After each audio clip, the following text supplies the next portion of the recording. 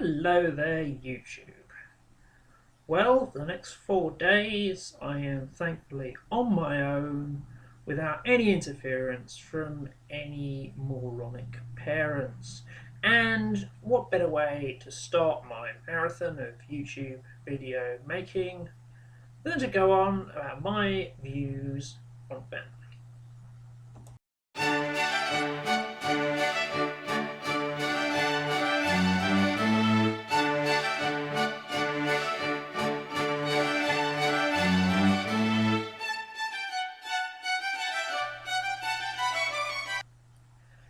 Now, I realise this is going to be going to get some interesting reactions. Frankly, I do not give a fuck. You can leave your comments below. I will accept any opinions, but when you get abusive, you're fucking blocked. Sorry, I'm not. I'm not doing this professionally. I'm not monetizing videos. I don't need subscribers. So piss me off by being abusive. You're fucking blocked. End of story. Now that's out of the way, I will be dividing this up into several parts to get the full sort of message across, and this this will cover a wide range of topics in the sort of wider realm of family and my views on it and its rather poisonous and destructive nature.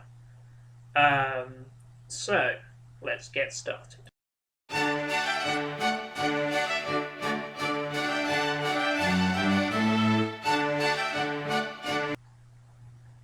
Right, we'll start at the beginning, and by the beginning we're looking at the cornerstone of the family, the marriage, the concept of marriage, and my serious problems with this concept. It is, as a legal entity, a complete anachronism. It's part of what was originally a kind of slavery. One of my inspirations, Miss Anne Lister, called it legalized prostitution. I think she was being too lenient on it. Was, in its original form, a form of slavery, and until the Married Women's Property Act, that's essentially what it was. It's a complete, I think, sort of moral stain on the legal system of any Western nation that it still has any kind of legal recognition of that state. Frankly, I want marriage not abolished as in made legal, but as in any kind of legal benefits have to be abolished. You've got to get rid of this stain on the law, and it needs to. This doesn't need to be legal recognition. And for anyone, what the hell is a marriage? You get all these biblical literalists saying, "Oh, it's between a man and a woman, as it says in the Bible." Well, bullshit. Sorry, in the Bible we have Abraham with his legions of concubines. You have Solomon with his legions of wives. You have Jesus, who famously hung out with 12 disreputable characters and a prostitute. Not to mention his mother and one of his mates' mothers. So really, there isn't much of a sort of a biblical support for marriages between a man and a woman. That's a completely invented quote. I don't care what pairing you have, as long as it is a solid relationship based on trust. Not a relationship I could get into. I don't trust anybody. that much. But I appreciate that there are some people who can deliver that amount of trust. And for those people, fine, say you're married. But don't bring the fucking law into it. Don't start bringing in all this bullshit about, oh, you get some special consideration and tax breaks and all this bullshit. Don't bring the law into it. It has no place in the law. The law is there to keep the peace. It's got nothing to do with what goes on behind closed doors within the family or whatever form that family takes. So, yeah, I guess I'm a supporter of marital freedom in the sense that I don't believe the law should have any place in marriage whatsoever. And if you have a problem with that, you really.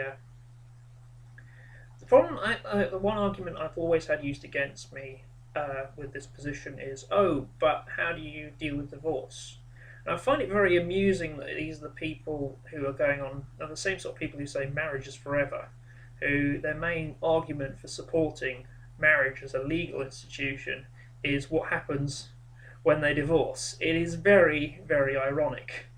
But um, yeah, frankly, if you can't sort it out amicably between yourselves, then social services can come in and sort it out for you. It's not an issue that requires.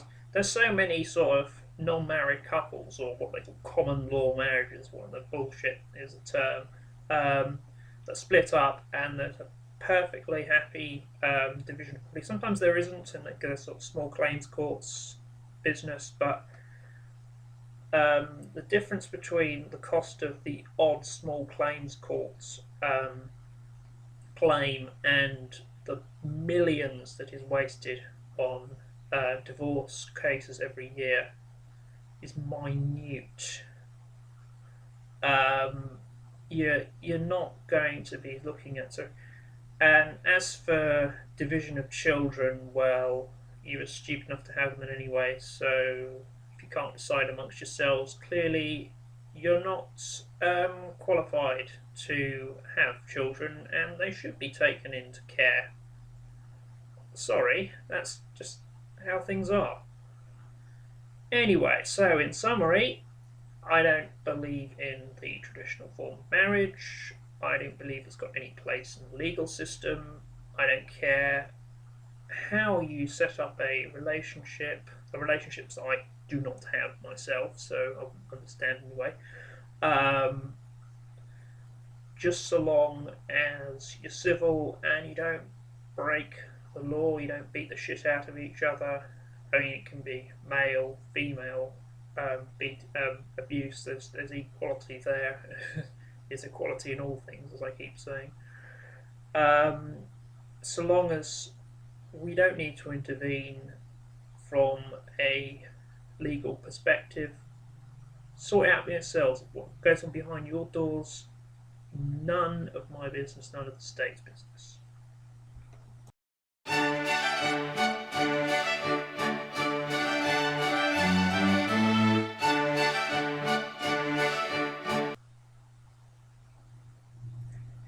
Okay, now there's good parents and there's bad parents. Most of the parents I'm friendly with are good parents. Unfortunately, from my experiences at school, from my experiences at home, from a lot of life experience, it seems to me that they are a distinct minority. Not every human being on the planet is cut out to be a parent. I said it. Not every human being on the planet deserves to have kids. It's a simple enough equation, and yeah, it's one of those very sort of moral minefield areas, but really, I think the greater harm in this instance is if you let a completely unsuitable parent having kids for completely the wrong reason, not because they want them, but because they are under societal pressure to have them, because they think they'll be a good financial investment, because they are some kind of because they've got some kind of strange sort of cultural belief in having as many kids as possible and screwing up the planet that way. These are not the people who should be having children, and in an overpopulated planet, we need to make some tough decisions, and those tough decisions will start with population control, with um, getting people involved, and getting people to monitor who's having kids in a lot stricter than just modern social services. Modern social services do a great job. They're underfunded, overworked, and frankly, they don't need to be. If they nipped the problem in the bud, if they had the power to assess a home before it, just as you would with adopting a kid, assess the home, see if these are suitable people to be parents before anything started. And this seems like one of your typical sort of oh no, government's coming in and it's telling me what I can do. Well, sometimes, mate, it's not necessarily government, it can be private with social services, and it can be sort of private contractors who are experts in their field, like with MST, the mental health department who work with me. They are professionals who are employed by the council. They are not government. They're outside help. And if you have people like doctors and social workers looking in to particularly unsuitable parents from the start,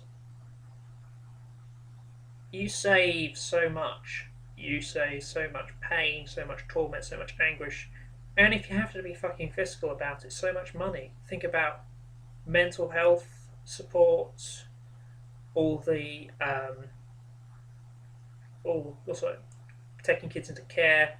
The kid wasn't had in the first place. You don't need to take care. You don't have to spend the money to keep the kid well. You don't medical bills as well, physical medical bills after some forms of abuse, and it's just such a no-brainer. I can't believe that.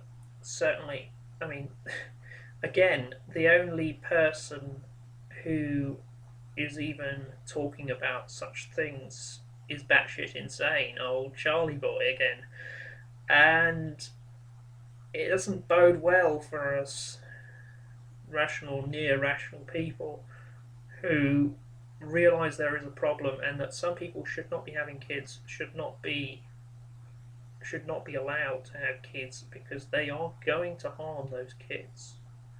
They are going to do so much harm to society through harming those kids. Because how many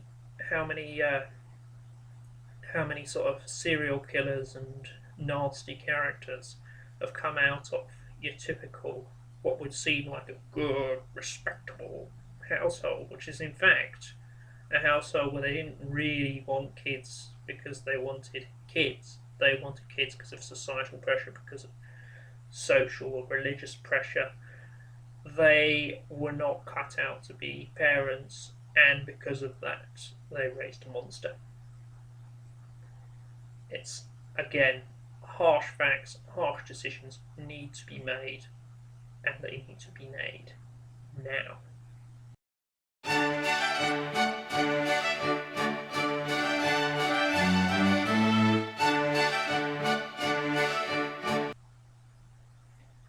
For this final segment, we're going to talk about children themselves. friend of mine, Undertaker Freak, 1127, I think he's two.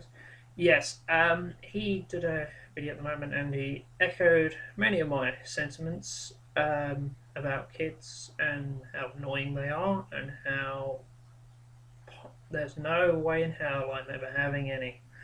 Um, yeah, I think he somehow. I'd like to go push the envelope a little bit further though. Interesting.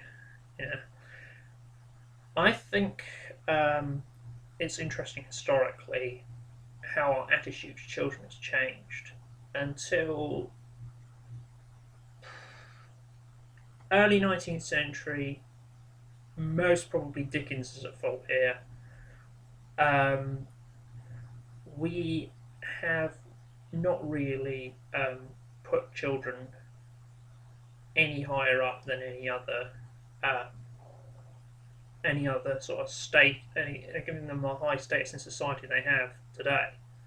Um, until certainly, if you look at the fashions, until very recent, um, so sort of that again, the early 19th century compared, which is recent in historical terms. Compared with that, before then, most kids would have been dressed as mini adults, as indeed the fashions are coming back to dress them as mini adults, because that was a reflective of the culture they were. They didn't have any specific special sort of protection or special status just because they're kids, and a lot of um, a lot of development since has been very good. I mean, bringing in child labour laws, recognising this is even more recent because it wasn't really until sort of late 60s, early 70s that this sort of started. It was recognising um, the horrors of child abuse. I mean, I think they've been blown. The pedo paranoia has been blown out of proportion, but recognising those horrors exist was a major step forward. And there have been so many great advances, and I'm not going to disparage them at all, but they've also become this kind of thing where the kids seem to have priority over those of us who um, don't have kids, will never have kids, and we're expected to just generally bend over backwards for those that do and their kids.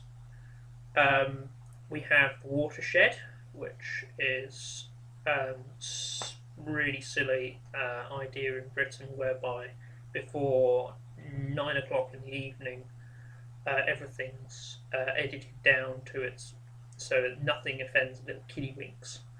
Now, there have been some great triumphs against the watershed recently. We've had particularly Channel 5 showing 15 rated movies before the watershed with no particular warnings. Yeah, thank you, Channel 5. You may be regurgitating American shit constantly, but just occasionally you do make a good contribution to the British media. Yes, it's we have censorship in terms of books, comics, games. I have to put fucking great disclaimers in the front of all my role playing games saying this is not suitable for kids. Well, my attitude to that is, as I think I said in the pilot episode of this series, your problem, your kid's your problem. You won't want your kids exposed to such material which will be intellectually dishonest and denying the reality around you just for the sake of your little kiddie wink, which I think is potentially harmful. But that's just my opinion. If you have such an opinion that you want to protect your kids from all the horrors of the world, you've got to read the shit, you've got to watch the shit, you've got to play the shit before you hand it over to your fucking kiddie wink. Seriously, it's not like we shouldn't necessarily have to sort of bend over backwards for you people with kids just because you have kids and you're supposedly um, contributing more. I'd say we child-free people are contributing more to society because we are cutting ourselves out of this overpopulation equation. We are um, we are some of us are available to look after the kids that you supposedly responsible parents discard all the time. Not me. I hate the buggers. Um, and just generally, we are um, we have a greater contribution in that we have more to our lives than just the next generation. We have our own lives, and we can put our full effort and our full time into doing what we do best for society. I've constantly got my local MP, David Burrows, for his seven kids. Jesus Christ. Because not only has he got those many kids, he's also got another full-time job. How the hell are you supposed to be an MP if you've got a full-time job already and you've got 6 kids? It's disgusting and it's ridiculous, and he should be barred from office. I refuse to accept he is even my MP. I mean, if I wanted to talk to an MP, I'd probably email a neighbouring one or email David Cameron directly. That's how strongly I feel about David fucking Burrows. Anyway, yeah, just to sort of wrap this whole thing up, because it is going into epic levels of length, I won't do another cutaway, just say my central view on family is your family. There's a saying that you can choose your friends but you can't choose your family. I disagree. You can choose your family but you can't choose who you're related to. I'm related to my parents. I don't consider them family because they haven't deserved that title in their actions. And I've got many friends who are a lot closer to me than any family I have, even the family that I don't have a problem with.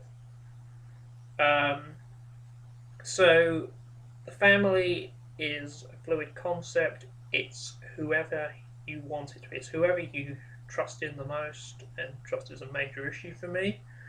But the family I have is perfectly fine, and the fact it doesn't look anything like your wingnut ideal of your domineering father, submissive mother, and bunches of adorable little blonde-haired, blue-eyed kids, does not disparage it at all. Thank you for watching.